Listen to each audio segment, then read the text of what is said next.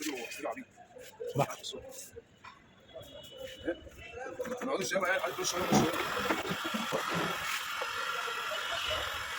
حاجات كده عندك لا ليه بس باين ايه؟ ليه بس باين اه طب ما باين على المسلسل. انت لا انا ما تعرفوش عامل كده برضه. ايه مش شغال خالص. قاعد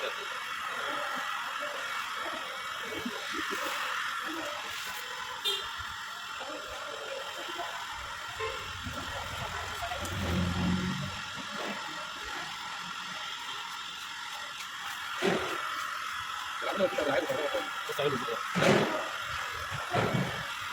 ده اللي لعيبه ولا كده.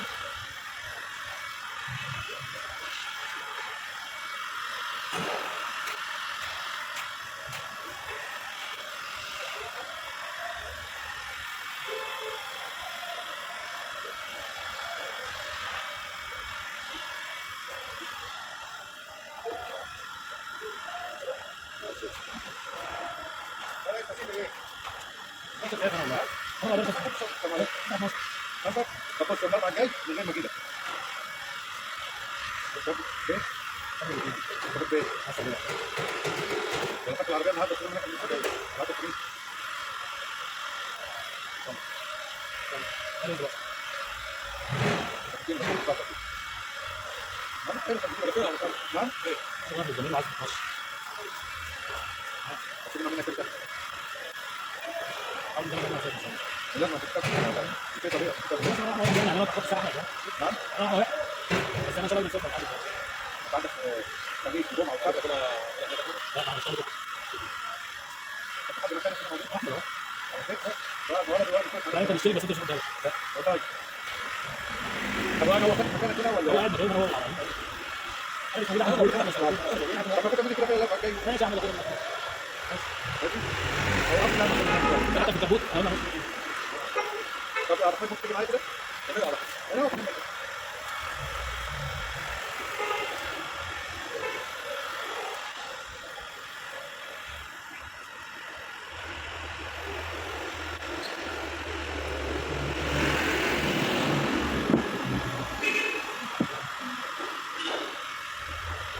تعمل صدق عليك عايز ايه؟